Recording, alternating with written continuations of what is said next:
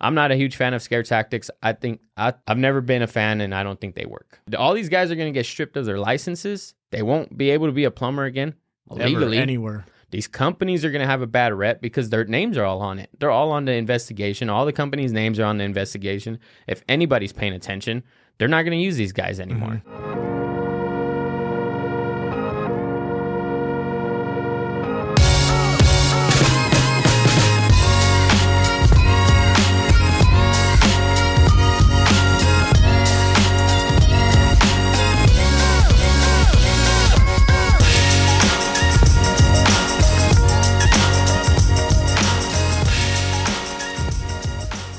Welcome back to Dino Service Bros with the Dino Service Pros. Again, it's me, David, and Mr. Bradley McQuirky.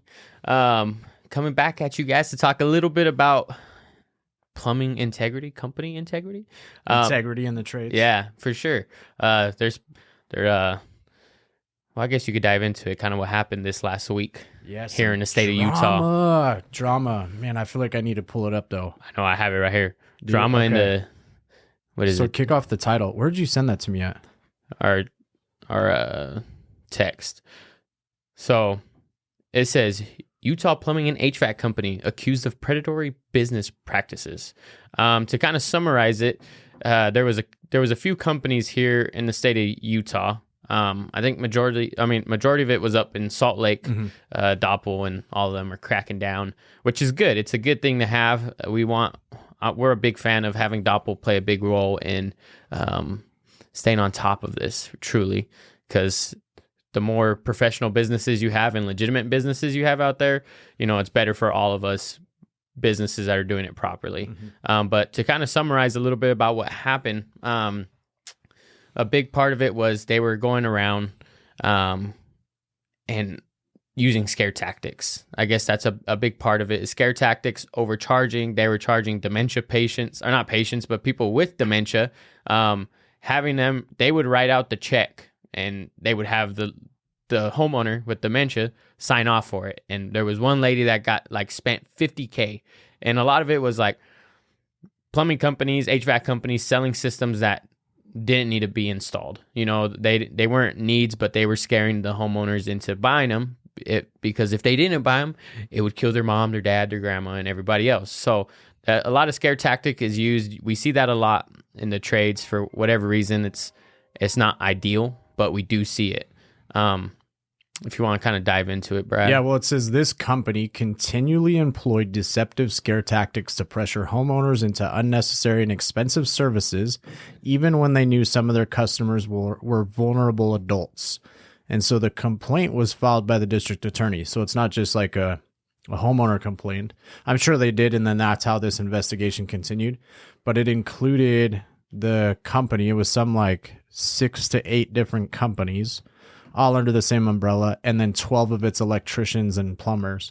But yeah, it's crazy. I mean, we live in a community with elderly people, so business down here, it's ripe for people to take advantage of those situations, right?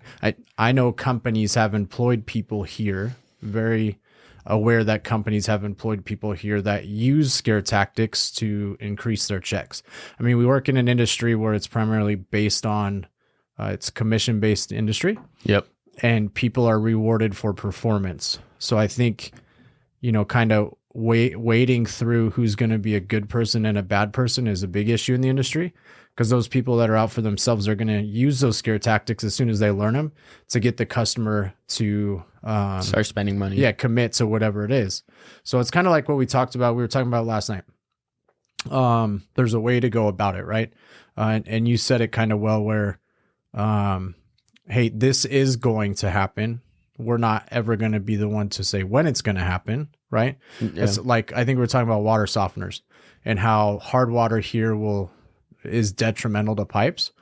It could be a few years all the way up to 20 years. It just depends. Yeah. We don't know, right? But there is things that people can do to kind of mitigate that. Eventually, even with the water softener, you're going to have pipes go. Yeah. Even copper pipes go. Just depends when is that going to happen. Yeah, because you'll get a lot of people that are a lot of, I guess, plumbers. You get a lot of them that are, when they push a softener, they're like, yeah, if you don't do this, your pipes are only going to last 2 years, and then you're going to have a major flood and your house is going to float away. You know what I mean? Like, and that's a big part of it, where it's not. I always tell people everything's a lot of these things are luxury items, right? Like softener, tankless, reverse osmosis, like all of these are luxury items. They're not necessarily a need. Your plumbing system doesn't need them. Will it help them? 100%.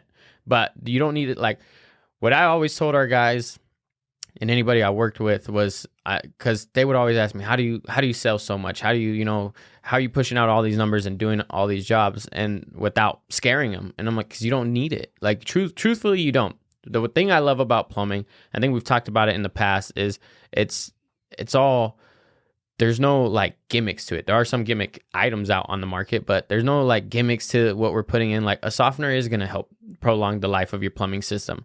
It's going to help with the maintenance of it. Appliances, your dishwasher, putting a softener in, the dishwashers are going to last longer. Your shower valves, the cartridges are going to last longer. Anything that takes water has a cartridge in it, like it's going to last longer.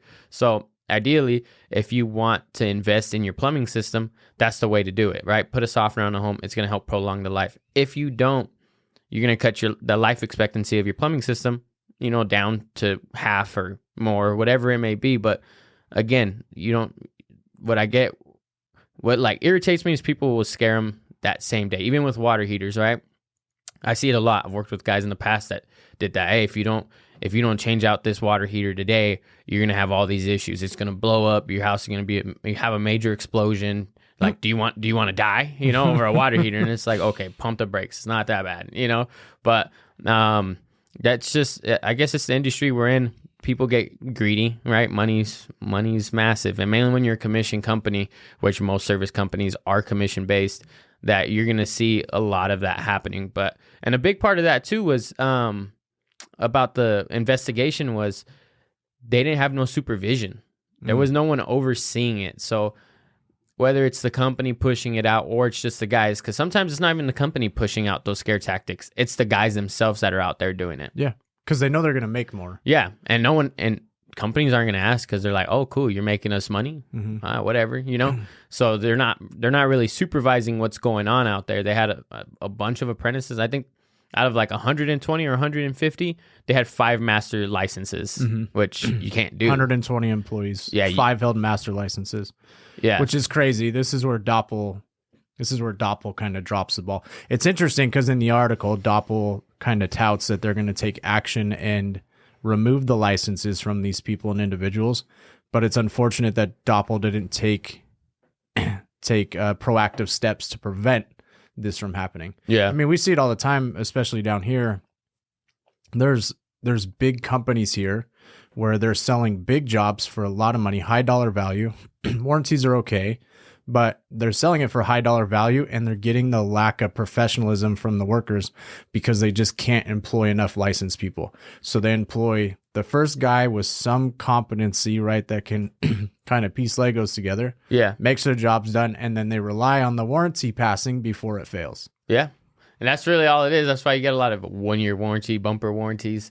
But yeah, it's the hard truth. They called it a frequent misrepresentation to consumers, because everybody that goes into the field, companies tout we're a licensed company, so everybody's assumed that everybody holds these licenses, and that's not always the case. A lot of these guys, even in this article, it explains that a lot of these guys weren't even in school.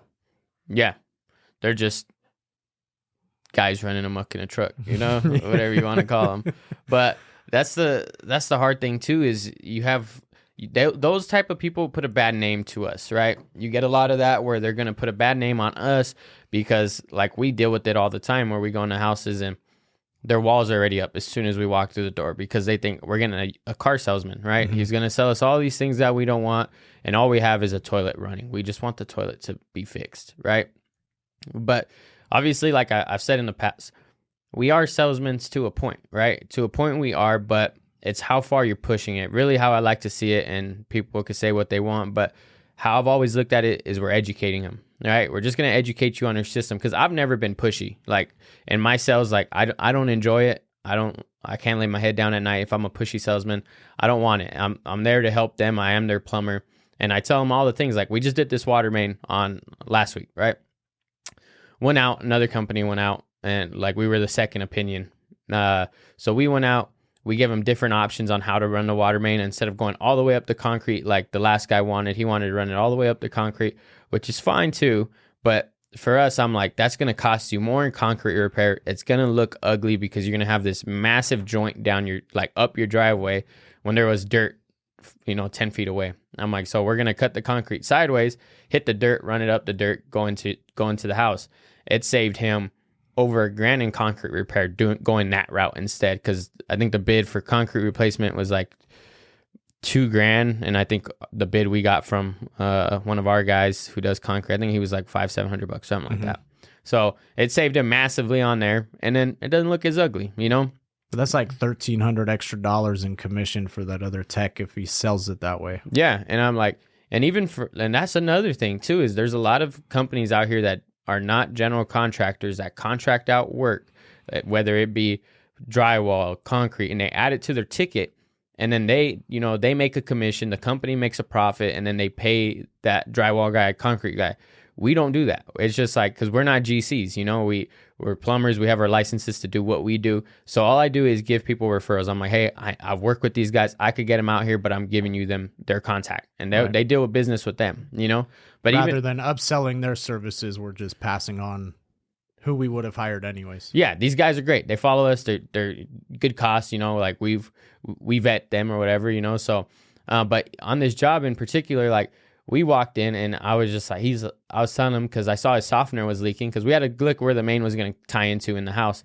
And I just told him I seen his softener was in bypass and it was leaking. I'm like, hey, if you don't, like, I just gave him education. Like, I asked him how long his softener hasn't been working or whatever. And he was just talking to me and I just told him, he's like, what would you do? Would you put a new one back on or like just leave it? So I gave him the education. I'm like, well, this is what we can do for you. Give him the options. Like, it's nice to have it. You just educate them because I like the same thing we just talked about, helps prolong the life, et cetera, et cetera. And then I'm like, or if you don't want it, we're going to be here tying in the water main. We could disconnect that, haul that softener away, and we'll just loop your lines back together. So you don't have that bypass failing and now you have water everywhere. And he's like, cool. So I walked him through the other things. His water heater was 2 years old, set up perfectly to run a tankless. And so he wanted all the information. He's like, can you give me more information on what you see out here? Had a dedicated recirc line, his garage to run a tankless was the perfect setup. And I'm like, these are all the things you could do. I said, I'm here to focus on your water main, but if you want information on this, I gave it all to him. I gave him the options, but I'm like, let's focus on your main. Let's get that knocked out because that's what you need today. And then if you want to do the rest in the future, cool. You have the numbers to it. And he was super thrilled. He thanked me up and down. Thanks for being different from the other guys. The other guys that came in were just like, they put that on the back burner, the water main, and seen how much else they could sell me. And I'm like, I get it. It's commission based, right? But at the end of the day, it's like, you're there to fix their main issue. And then the other stuff will come with it. You do a good job here, they'll open up to do the rest of the stuff. They have to trust you though. But that's where I always tell our guys, don't swing for like home runs, just do our job. You can add in the options.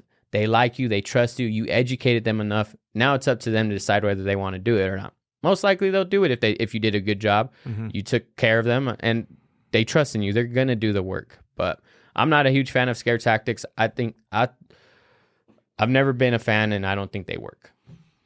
They work to an extent until you get caught up and all these guys are going to get stripped of their licenses. They won't be able to be a plumber again legally anywhere. These companies are going to have a bad rep because their names are all on it. They're all on the investigation. All the companies' names are on the investigation. If anybody's paying attention, they're not going to use these guys anymore. Like there goes your business. But for them, they could rebrand. You know what I mean? Rebrand under a different LLC. Yeah. There's loopholes, unfortunately. Yeah. But that's the same thing like on the electrical side. I think this is a side where it's more prevalent because like HVAC, what could you possibly do to scare tactic someone in the HVAC side? People know it's going to be cold. They're not going to freeze to death. People know it's going to be hot. They're not going to burn to death, But on the electrical side, I've seen this a lot with another local company in town. In particular, to one guy that they hired. He would go to a home, look at their panel, and they talk about this in the article too, because it's the same thing that this company and their electricians did.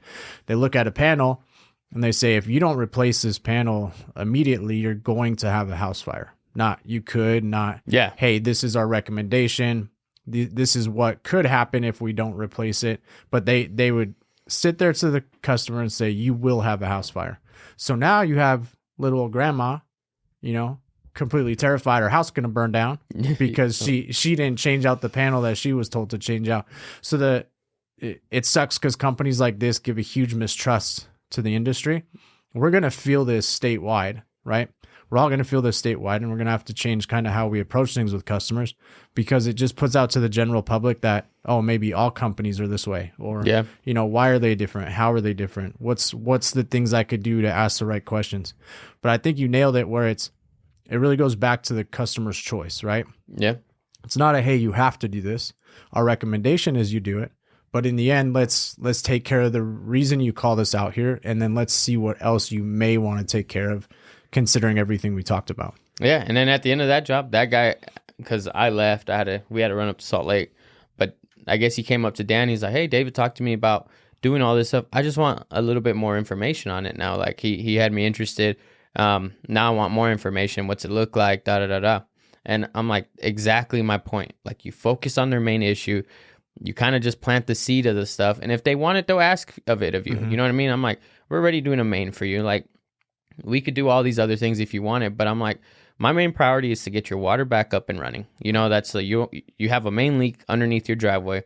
That's my main priority. I'm your plumber. I'm not a salesman. Like, that's how I look at it. I'm not a salesman. Is the more sales, the upsell nice? Yeah, you're gonna fill your pocket more, but it's not how I like to run. I've never enjoyed it, and I think, like I said, you do a good job, these people will always want to use you. That's the biggest thing I always tell the guys. I think I've said in the past, don't slaughter the cow, right? Milk it. Like, because if you do a good job, you'll always be their plumber. That's the whole sole purpose of Dino, is we want to go back to the time where it was, hey, we have a family plumber. Like, I just had Jake who lives in Entrada hit me up today. Hey, I got this issue going on, because we treat our customers right. We do the job right. We're not in there like, hey, you got to do X, Y, and Z, blah, blah, blah, blah. It's just, we do our job, and then we give them an inspection. Hey, this is what we see. Let us know when you're ready to do it. And then we're on our way. But then they continue to call us. So we'll always have a returning customer, where if you our entire last week, as slow as it was all returning customers. Yeah. Every single one of our calls was returning customers. And that's what we want. We want returning customers, because those are the guys that keep you in business. You could come in and just slaughter the cow, upsell, take everything you can.